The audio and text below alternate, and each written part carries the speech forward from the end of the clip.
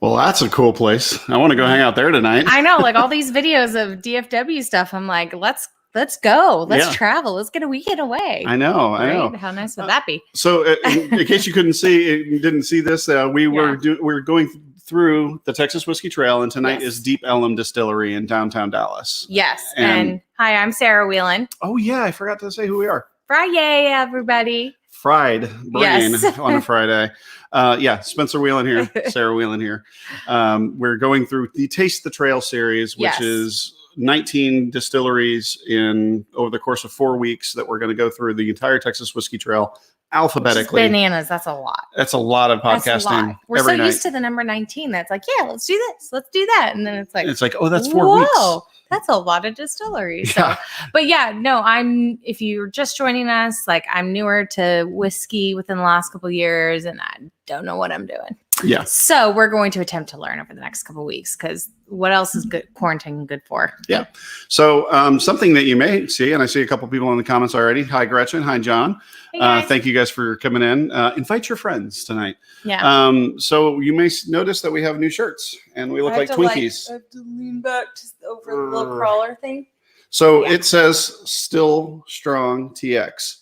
And what that is this is our t-shirt that you can purchase right now on TexasWhiskeyTrailStore.com. I'll bring that up.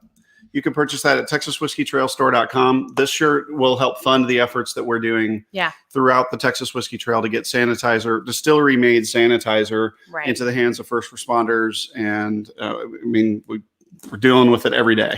Yeah, crazy. Hospitals, nursing homes, all kinds. We're getting emails every single day from folks who are on the front lines. They are trying to keep either their firefighters safe, or their police officers safe, or firefighters, game wardens, nursing home, healthcare workers, across the board. Yeah. So anything you can do to help with that, and by the way, anything you could do to help those folks in general. Right. Whether that is, making them a meal and dropping it off at their house. If you know somebody, do anything you can to help these folks. In fact, some friends of ours actually posted earlier, and this was such a brilliant idea. So they picked a small restaurant in the area that we live in, and they bought like 50 meals or something like that. Mm-hmm. That's being donated to the police officers, our local police officers. And I thought that's so perfect, because it's a great way. That's a smart idea to help the police officers and also help a small business in the area. Because, you can only order so much takeout. Yeah. Although I think I could live off pizza. You could probably live off pizza. And chocolate. Yeah. And be happy. And whiskey. And whiskey. Duh. Although the vodka from these guys is a close second. We'll get to that. So everybody go to TexasWhiskeyTrailStore.com. Buy this. I think it's $24.95. It'll help us, and who knows who we're going to help with this. Right now, we're trying to do something different every week, it seems. Yeah. In regards to helping out on this crisis. But tonight we are here to talk about Deep Ellum Distillery. And as you can see behind me here, the lovely. Most people know Deep Ellum because of vodka. Specifically, there's an all-purpose vodka, but then specifically the dill and apple cinnamon and all their different infused vodkas that they've been featuring for a long time. But one little secret, and the reason why they're on the Texas Whiskey Trail, is because they're making whiskey. And we have some. I know. And we haven't had some since... We haven't tried some I tried it at like 3. I tried it at like 3 months originally, and they've been warehousing it for a while.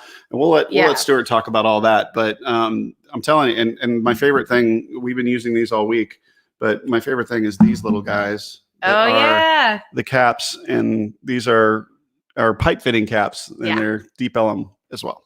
So we've been using these all week. So thank you. With that, we'll go ahead and introduce our guest tonight. Our guest is Stuart Vance of Deep Ellum Distilling. Stuart, how are you, man?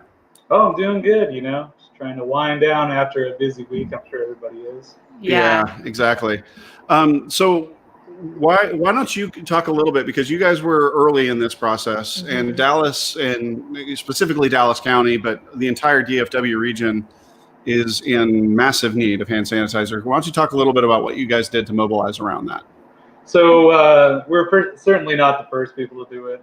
There's plenty of other great distilleries doing it as well, but we saw in our neighborhood, so we were right next to Baylor.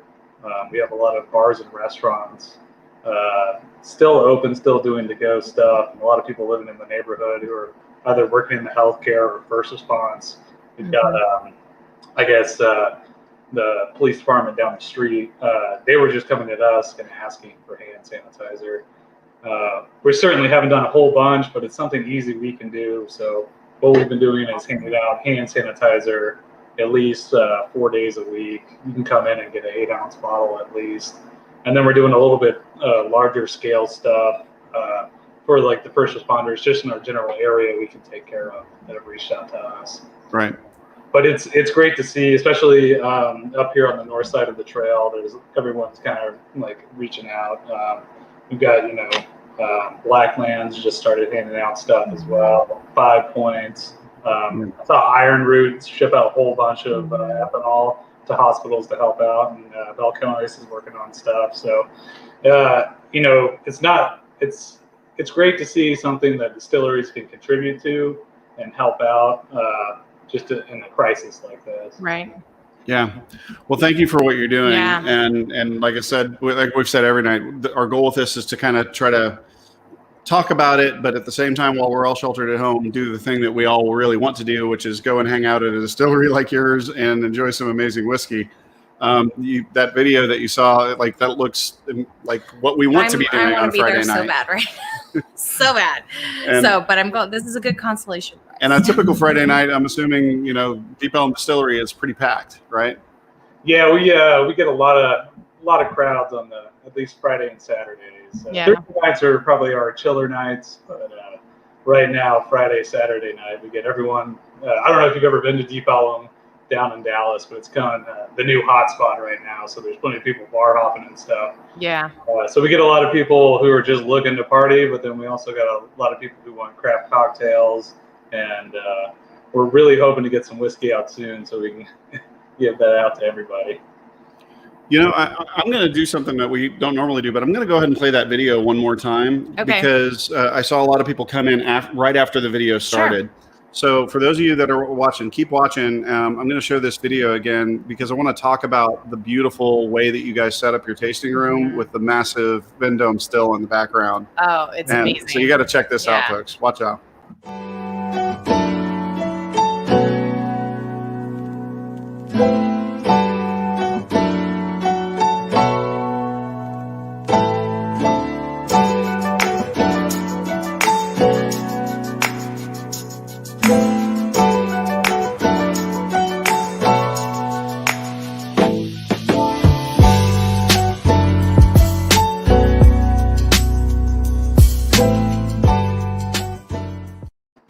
Isn't that cool? It makes me feel like reminiscent of like a resort in Mexico. Yeah. Like, and decorations wise, it's probably not, but it's like the whole feel of the place. Like you just feel like it's open, modern. And it almost looks like the still is a prop, but it's not. Yeah. It's a functional still that is amazing. And it feels like an escape. Like you're going and you're just having such a completely different experience than what you get at most bars, at what you get at a lot of other distilleries. It's Absolutely. So unique and it's awesome. And this is another place we need to visit at night. Yeah, 100%. When there are other people there, like other patrons there as well. Not just us like installing iPads and stuff like that. Right. That's fun too on its own pace, sort of. Yeah. Sometimes if the technology is So Stuart, why don't you talk a little bit about that still? Because that's a pretty significant still for a micro distillery, Yeah, it's kind of interesting. So we started off as a brewery from a brewery background, right? Yep. We had a 30-barrel system and a 60-barrel system. And, at the time, the thought was a very long time ago was like, well, if we have these 60-barrel batches that might have a little infection, why don't we distill it and maybe add some other stuff into it to do whiskey. So we have a pretty big still. It's a 1,500-gallon hybrid still, 6-column, big old pot on there. It's huge, but it's definitely, I love it. It's kind of a different looking still, a lot different than a lot of stuff out there, but it's kind of our unique big old beast. Her name is Genevieve the Dragon. That is very appropriate. Genevieve the Dragon. So where did that name come from? Well, we caught a bunch of flack back in the day. We had the Dallas Blonde beer, even though we're separate companies now. But we had one reviewer who, it does say on the can, it's a little playful, but it does say it goes down easy, and it got us in a bit of trouble. We weren't trying to imply that Dallas Blondes go down easy, but the beer does. And Genevieve wrote a very scathing review, so we are still after her. Nice. I like that. That's some history that I'm learning about the trail. That's pretty cool. I didn't know about that. That's awesome. We got some folks that got back in December, and it was a really cool space. Totally agree, Cliff. It's just, again, we say it every time, but every distillery is different. Crowded Barrel was last night, couldn't be more of a different kind of feel with an outdoor hill country, and then you have an urban Dallas downtown kind of cultural district distillery. It's amazing when you go through the trail. So Stuart, talk a little bit about, like you mentioned it. You started with the Deep Ellum Brewing Company, and that's kind of where it was birthed out of. And then there were two companies kind of went their own ways independently, and now you're just purely a distillery. But you've been focusing on vodka. But as I understand it, whiskey was kind of part of the plan. So vodka is what we have out now. It's award-winning. We've got lots of flavors. That's what we have to sell right now. But it's always been whiskey as the focus. Yeah. So back in 2011, our founder, John Reardon, started a Deep Ellum Brewing Company. And it's still just a couple blocks down the street. And he's always had a passion for craft beer, but also he does love drinking whiskey as well. So we started out on the brewing side. And then later in around 2015, 2016, we moved over to our new space with the intention of doing a barrel house and also a distillery. And it's kind of an interesting space we're in right now. I know a lot of people have been in the bar where we have all the stuff, but next door where we keep our barrels actually used to be an old liquor store. It was the only liquor store in Deep Ellum. It was a spirits liquor. Yeah. So now that we've taken it over, it's our barrel house. And don't you still have some of like the advertisements up? Yeah. And some of the coolers and stuff like that, or you moved that?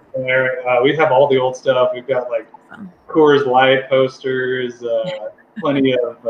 They're kind of like mid 2000s stuff. Yeah. Still up there. Awesome. There's like a tequila brand thing, for like body shots and all that sort of stuff. I don't know if we'll keep it, but it's definitely kind of fun. Totally. And you guys also have like big, huge like fooders back there as well, right? So why don't you talk about first of all, tell people what a fooder is. I was about to say, I don't know what that is. Yeah. I'm sure. I don't know if you've ever seen a fooder. It's more of a wine and sour beer kind of thing.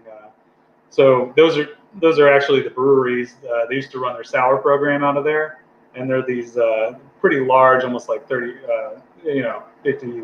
I'm not sure the exact size, but they're these huge oak vats. Some distilleries use them as well. We're hoping to maybe use them as a fermentation vessel and a blending vessel. But there's these huge oak vats. They're not charred or anything, so they don't impart a lot of oak flavors on there. But if you were using it on the fermentation side, it could keep some of those microbes to add a little bit of different stuff in there. And then if you're on the blending side, once you get the majority of the maturation from the barrel, you can start adding a blend in there and keeping whiskeys to mature and I guess marry together without adding too much more of the oak. Yeah. But these giant old, ours are new, but giant old wood vats. Yeah. Cool.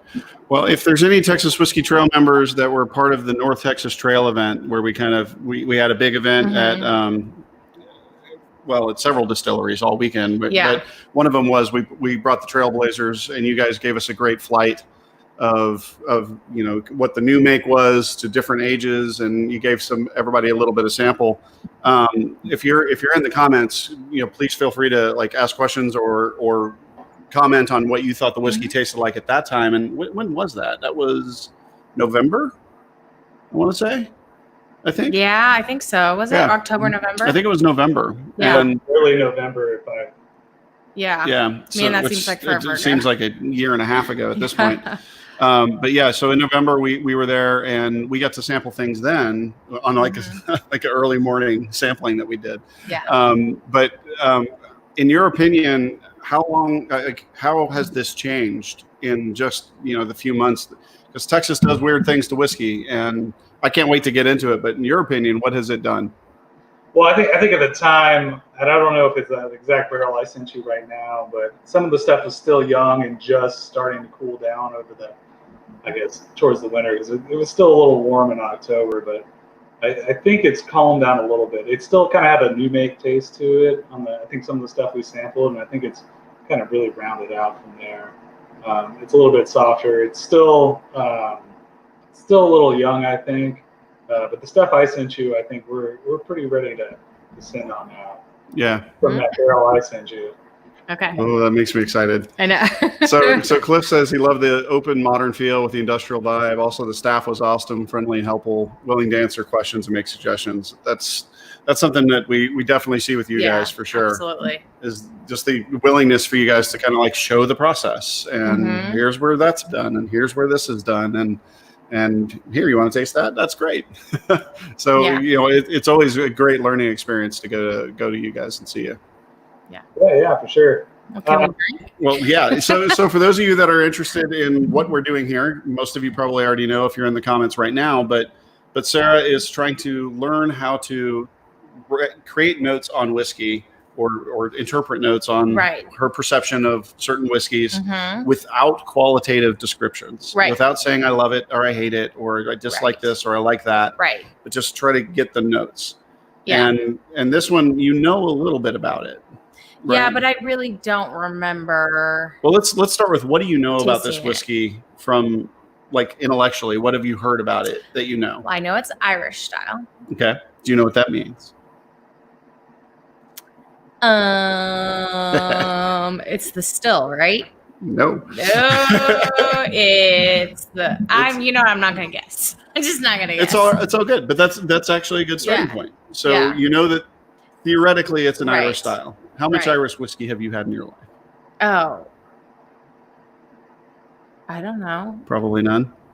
Probably not. Well, is Jameson Irish? Yeah, you've had Jameson. Okay. There you go. Like that's like a standard at most places if you're gonna get something. Yeah, it's a good standard. Yeah. Well, no, I'll make a confession. So when the first time we went there, Reed Huddleston gave me the tour, and Reed Huddleston, was very excited to give me all of the scientific information.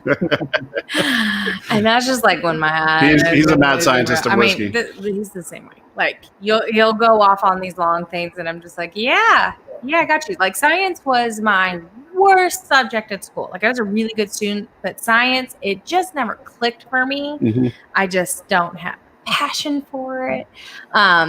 So when it gets really like heady, I tend to not retain what has been told to me. Yeah. So there's so many times where we're having a conversation. I'm just like talking and rambling on about some subject, and she'll just be like, "Yeah, science." I know, it's kind of embarrassing. So let's learn tonight, and I'm going to learn it for good this time. Okay. So why don't you go ahead and will be my first. Yeah. Taste and smell as well. First thing I noticed is it's just pretty. Like there's just oh man. I smell chocolate, which I really, really like because I don't feel like I normally smell chocolate. So let's talk about what's in it first, because you guys are using local malting, correct? I guess a little more background on us is, since we were a brewery, we were looking at back in the day what to do, and Reed, our old distiller, kind of and working with our owners, kind of focused in on something, and that was an Irish-inspired whiskey. So as brewers, we love to do the separation of the barley from the wort, and make sure that we do lautering, and then we also have access to a lot of fermenters. So with glycol and stuff, so we do a clean fermentation process. And then what our malt bill is, it's kind of based on, I guess, an old Irish single pot style whiskey. Clone that because we're not doing exactly that. We have a different kind of weird still. We're not in Ireland and stuff. Right. But focus is to do 51% malted barley, and then the unmalted barley is 49% we use in the mash bill, which is pretty similar to a traditional single pot style Irish whiskey. And we're sourcing that unmalted barley from Tex Malt right now. So local Texas farm where we focus. The malted has come from a couple different places, just depending if we're working with the brewery to source their malt they're using as their base malt, or sometimes we do use some distillers malt. Yeah. But that unmalted barley is really the big difference, I think, when you're looking at, I guess, single pot whiskey from Ireland. Yeah, I was really disappointed because I had a bottle of Redbreast 12 that I wanted to do a side-by-side just to kind of give you another Irish style single pot still whiskey that you could try. And I realized I drank it all. So I don't have it anymore in my house. But I mean, right off the bat, I get something. Well, this is your show. So I want to hear your notes first. So I have a question because I'm still thinking about it. Okay. The question for me or for Stuart? Because he's going to be more experienced. So is it the combination of the grain, the mash bill, that makes it Irish, or is it like that combined with part of the process that makes it traditional? I know this is Irish inspired, but to make a traditional like Irish whiskey, like what defines that, I guess. Stuart, I'll let you answer that, and then I think I have some answers too, but I want to make sure you get you have the better experience with that. I think there's probably like 4 major different like Irish style whiskeys. There's a single malt, very similar if you're dealing with I guess Scottish whiskeys where they use a single malt in order to go through that. Then there's also going to be a grain style whiskey where they don't need to use a whole bunch of stuff. They can use corn and stuff like that. It's usually on a continuous still. There's a blended whiskey, which is kind of a combination of pot still whiskey and also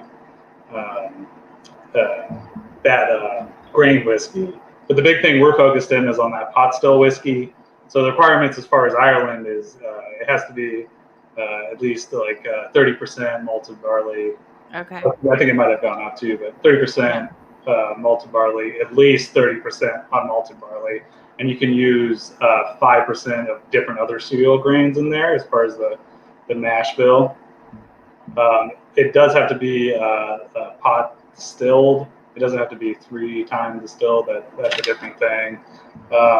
There's no use of enzymes, so we haven't used any enzymes in ours. We're getting all our enzymes from the actual malted barley. Okay. And then they do have a requirement of a 3-year age statement as far as Irish whiskey. We're not technically Irish whiskey, as right. In Ireland. Gotcha. We put out some stuff a little earlier. I think we get a lot of quicker pickup in the barrels as most Texas distilleries do. Yeah. And I see Josh Madera in the comments, so maybe Josh can contribute to this too as a kind of a historian of whiskey. Yeah. But one of my favorite things about Irish style whiskeys is that it was born out of defiance, right? Okay. And every time there's taxes involved, it becomes really an interesting story because the Crown was going to tax, the UK was going to tax malted barley. Because almost all the Scottish distilleries were doing single malt, which is 100% malted barley. So the Irish kind of said, well, screw you. We're going to do 49% or almost half of it unmalted so we don't have to pay taxes on it. And they created a style that became known as single pot still Irish whiskey. Okay. So, like Scotch is Scotch because it's from Scotland. Irish whiskey is Irish whiskey because it's from Ireland. Right. And then there's styles within those categories. Right. Okay. Right? Yeah. Like single malt and then single pot still. Right. So this is closer to a single pot still variety because of your mash bill that you're using. And then, of course, differences in the style of still that you have, right? Mm-hmm. And as far as aging goes, our focus is using New American oak and old bourbon barrels is the main focus. Right now, we might also bring in some sherry or Madeira casks for finishing and stuff. But So that would actually be an interesting. Would be good in a sherry. Well, that would be actually an interesting note. Is if you were to guess what kind of barrel this was aged in, what would you think? Oh, hell if I know. It's going to be my tagline for this thing. Why would I know what barrel it was in? I don't know. I love just throwing stuff on the wall and seeing what happens. Yeah, that's cute. Well, why don't you give some notes and see what you think, and Stuart, if you want to step in and help guide her down things that you recognize in your own whiskey. I mean, it smells complex to me. Okay. Which I don't know that I've thought, well, since I've really been nosing and drinking intentionally in the last week or so. I don't know that I've thought that of the whiskey, and I'm not really entirely sure why. When you say complex, what do you mean? Do you mean that you're smelling multiple different things that you can recognize, or that there's so much there that you're having a hard time distinguishing? There's so much there. I feel like I'm smelling like sweet and like a little spice, and I'm smelling to use what you were talking about, the kind of the other senses, like light and dark at the same time. Like nice. I don't know. It feels very full. Well, one thing I didn't get on the sample here, but what's the proof on this barrel? Do you remember? So I believe that one right now is at 122. Okay, so we're looking at a cask strength, 60% alcohol. Yeah. I mean, I still very much like the chocolate was the first thing that hit me, which usually I don't get something that specific. So that's really interesting to me. But yeah, kind of this. This isn't a chocolate malt, right? This isn't a heavily roasted malt, right? Oh, not at all. No. Yeah. That's what I thought. Yeah. So I may be the only person that gets that. I don't think so. I think you are, I think you are getting that same, what is it, pyrazine, I think, that is that note that Jared was talking about that kind of exists in lots of different things. Yeah. And, it's in coffee and chocolate and whiskeys and things like that. So. It smells really good. Well, why don't you go ahead and give it a taste? Because I'm going to give my notes. And Stuart, I'm very interested to hear what you have to say. But I almost get like a base of like a red fruit, but then like a green apple on top of it. Mm-hmm. Right. I've heard, like, as far as I know, maybe almost like the sweetness from a caramel, almost a green apple going in there. The chocolate is the thing on the nose that we're probably trying to consistently stick with. Yeah. I think that's what we found in most of our barrels right now is that chocolate. Okay. See, so that was your very first note. Hey, you nailed I got it. something. You got it. No, but the apple on the taste. Do you get the green apple on the nose? Kind of that fresh tart? No, I don't get it on the nose, but I got it when I tasted it. Oh, that's good. Oh man, that's good. I know. I'm not supposed to give qualifiers, but I'm having a really, really, really hard time doing that. I never committed to that, so I'm going to go ahead and say that this is one of the most exciting whiskeys that I just can't wait for you guys to release it. I fully support you in that opinion. What's the age on this barrel? I believe that one's at maybe a year and 5 or 6 months. That's it? Yeah, see, it's insanity what can be done here in Texas. I mean, if you gave another part of the world a year and 6 months, a year and a half, in cask bottled at cask strength, basically, it would taste like just still alcohol, like just right off the still, Yeah. But this has subtlety to it. It has nuance, and I mean the color. For those of you who can see, I mean that's a year and 5 months. You said. I think so. I'd have to go check the barrel a bit. Probably. Yeah. Wow. Well, that chocolate note is there for sure. Yeah. Especially as it kind of opens up. You might want to take a drop of water with that. I don't know if I want to do that to it, honestly. Stuart, try it. Stuart, what? Oh wait, here's a question from the YouTube. Are there plans for cask strength release? Or are you planning to target a more traditional proof? That's the big debate right now. If I had to pick, it'd be cask strength, but we might bring it down a little bit. But certainly stay away from 80. So how did you get into whiskey making, Stuart? So that's kind of interesting. So I think you mentioned Reed Huddleston. Yeah. So he's actually one of my good buddies. I went to engineering school, majored in electrical engineering. I came up to work here at Texas Instruments after leaving college. I actually met Reed over in the UK. He was just graduating from his master's in brewing and distilling from Harriet Watt, and he had a beer out, so I went to his beer release, and that's where we kind of became good friends. He ended up moving back to Dallas, and at the time, I was getting a little tired of doing the marketing, sales stuff on the semiconductor side. Right. He tricked me into it. He was like, "Hey, you want to come work with me down at the distillery?" And I said, "Okay." So, I haven't seen a cubicle in years. And right. It's not so bad, huh? Yeah. My dad worked at TI for years and years and years. So I'm very familiar. Which campus were you at? So I was at the North Campus at like 635, 75. Yep. Yeah. And it was, I think I left right before they were moving down to the Forest Lane campus. Right when I left. Yeah. So you're a Dallas man. You're a DFW guy through and through. I guess so. Yeah. Yeah. I spent some time in Colorado, but I'm always been back here. So. Yeah. Yeah. Well, I'm very excited. So since I'm not going to get it out of her, what kind of barrel was this aged in? So that's actually a Char 3 New American oak. Okay. So we kind of got that New American charred, bourbon, note on the front, but you're not getting actual bourbon flavor from a used bourbon barrel. Gotcha. What do you think that does to an Irish style, 5149 whiskey?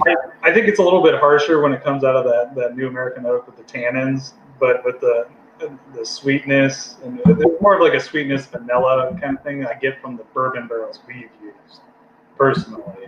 Yeah.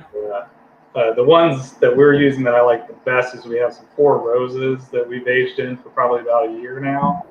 Well, maybe a little less than a year, but I do enjoy those barrels. Ooh, that sounds exciting. Yeah, it is. Yeah. So when you get ready to release this whiskey, it'll probably, we talked about this before, but you're probably going to start with a couple single barrel releases, and or at least samples for people to try. Which when you can get a sample. The worst part about us being on the whiskey trail is it's tough.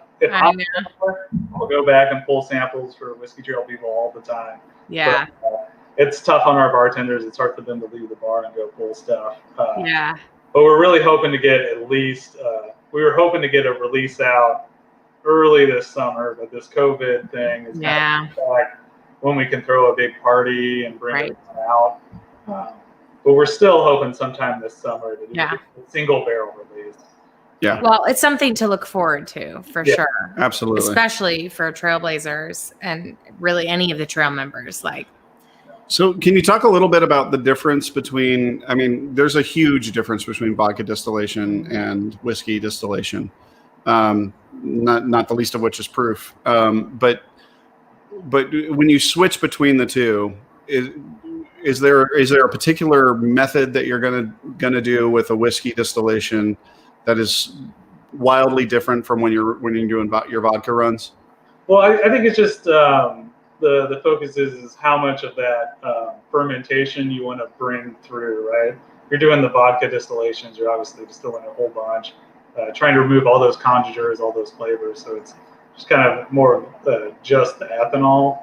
But when we're doing the whiskey runs, the focus is to bring as much as that, the stuff we worked on during fermentation and the brewing side through. So the thing we kind of do differently on the whiskey is we do it in a brewing conical fermenter.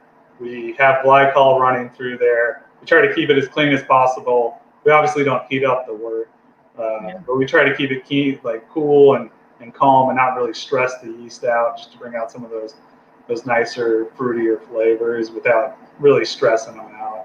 Gotcha. And then we just want that delicate stuff to come through. So when you're tasting the whiskey, our focus is when we're doing the distillation is to still have that, those sweet notes from the malted barley come through. Yeah. But also a little bit of that spiciness from the unmalted.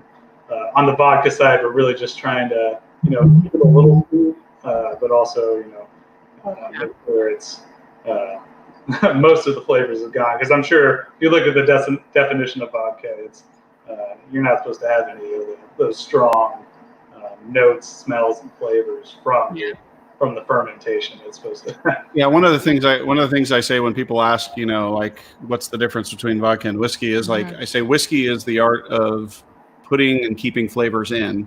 Mm-hmm. Vodka is the art of taking flavors out, for the most part, right? Like you're trying to take flavors out, and then, but you guys really do focus a lot on your infusions as well, which is a very, I mean, she loves this in the fall, especially the apple cinnamon. Chat about some of this, please. Yeah. Why don't you pour yourself some? So this is one of my very favorite things. In fact, I didn't realize we had a full bottle. I was going to give the kindergarten teacher one of these the other day.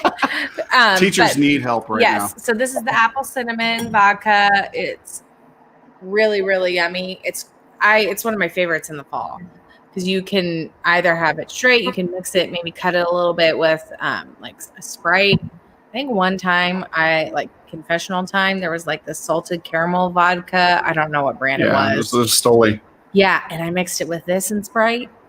Bad idea. It's so bad. This is like another reason why I do not make my own drinks. Yeah. It does not, unless it's like one other ingredient, it does not go well.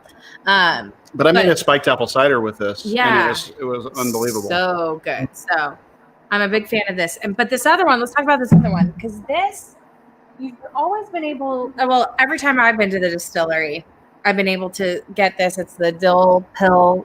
Pickle? Dill Pill? Friday, y'all. The Dill Pickle vodka. But so is it new that it's going into distribution?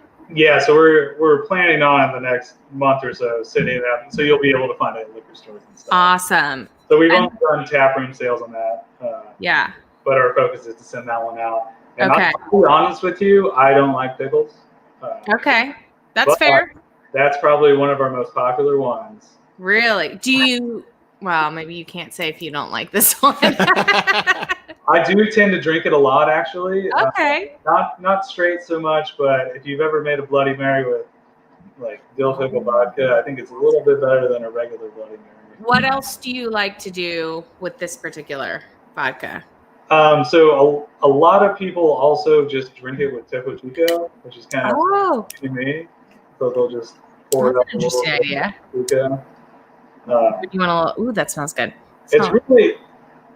It's really popular. I think it might be our neighborhood too, because we're kind of a party neighborhood. Lots of bars, lots of music venues. Yeah. People are used to taking pickleback shots as well.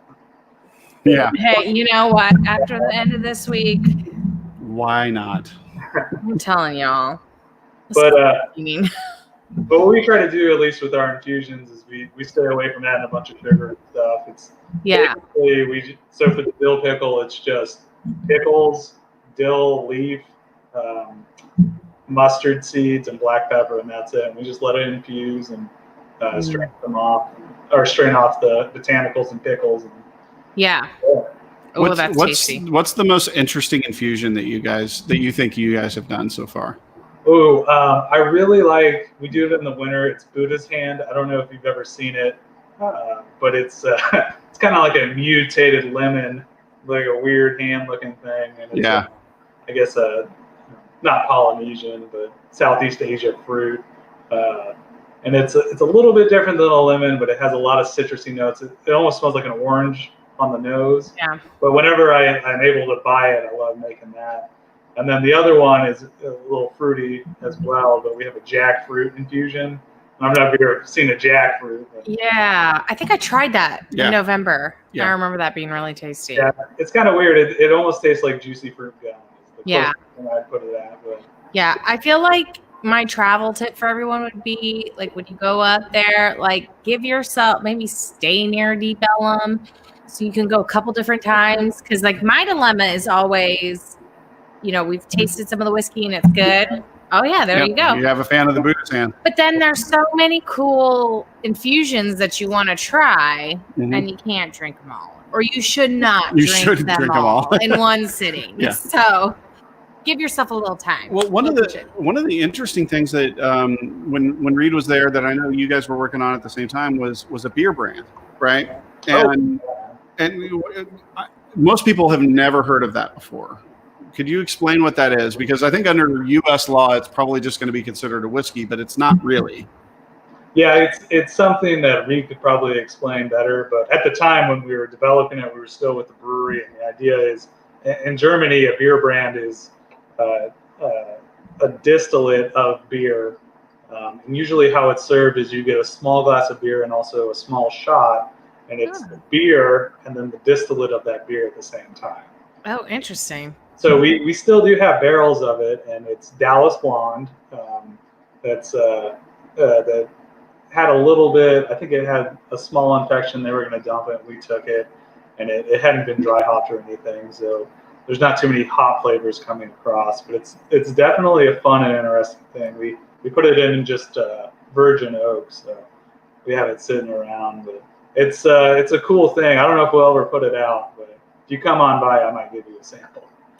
Yeah, and see, and that's the kind of experimental stuff that I love to see in Texas, right? That the trail has kind of embraced across the board. But like I said, it was mad scientist stuff when Reed was showing it to us, and it was the first time that I had a whiskey. I guess I can't even call it a whiskey, but I had something that was like a whiskey that came from a beer that included the hops, and I actually enjoyed it, because most of the time I don't. Like, most of the time the hops just don't transition well to distillation and into the barrel, but this one was exceptional. And like, I didn't even really have words to describe it, because it was so new of a flavor for me that I didn't have a pattern to recognize. Right. It was brand new. Yeah. Tina actually asks, when will you be making more jackfruit infusions? We've discussed doing a couple of, maybe over the summer. It's been a little tough on us. So we're doing to-go sales right now, and you can come pick up hand sanitizer, but we've kind of stalled back on doing the bar infusions because we unfortunately can't make cocktails for people who are sampling flights. Right. So. Right. Well, if you guys have other questions about going and visiting them on the trail, about doing tours and tastings when all of this COVID stuff is done and we're allowed to go do that again, please add them in the comments. But what is your favorite experience that you've had from all the different infusions, all the different things? What's the one that stuck out in your head? Because for me, it was the beer brand, right? Like, for me, I was like I didn't know what I was expecting, but I didn't expect that, and it was amazing. But I'm guessing it's the cinnamon infusion. Yeah, so I definitely think that Dill Pickle has, and I tried it before when we were up there too, and it's definitely so unique and interesting. So I love it from that standpoint. But I do think my favorite probably has been the apple cinnamon, and that's because it's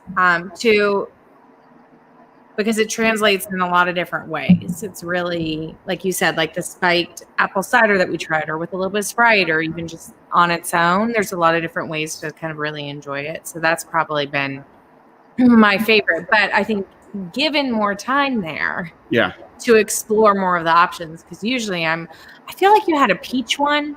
Have you done something with peaches? Yeah, we have a peach tea one we do in the summer. So we do two major summer ones. It's peach tea, and we also do a cherry lime.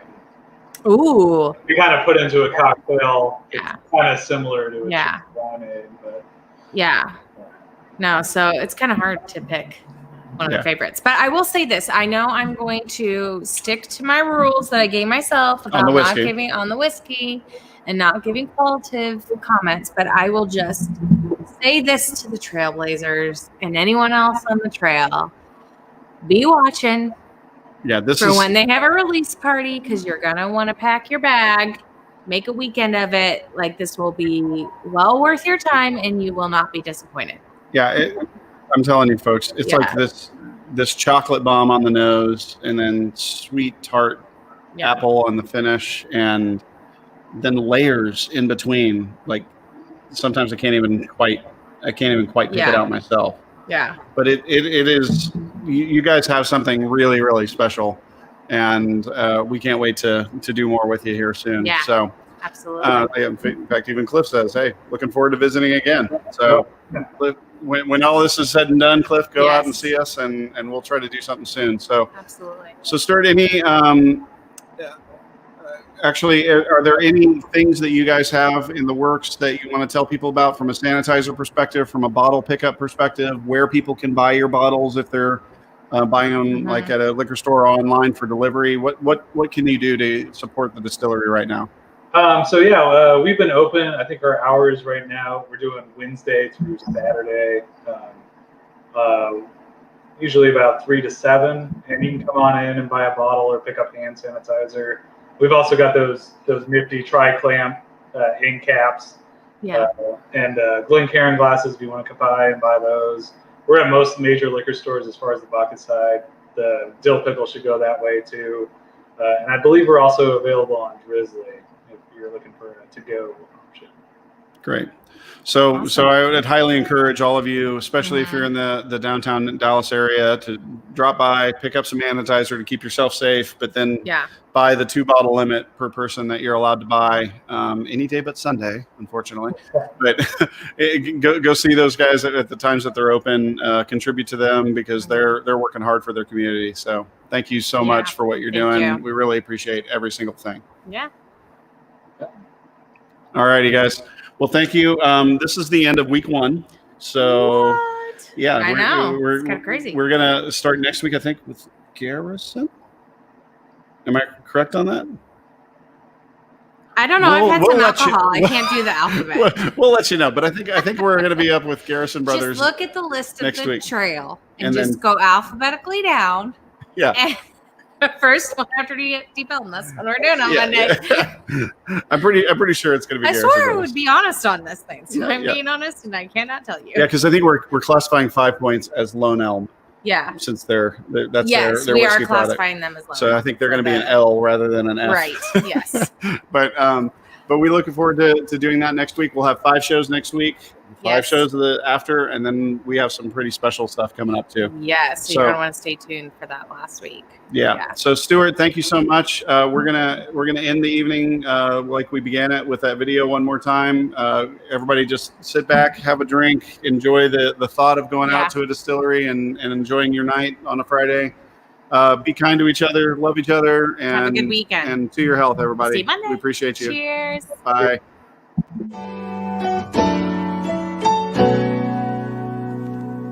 Thank you.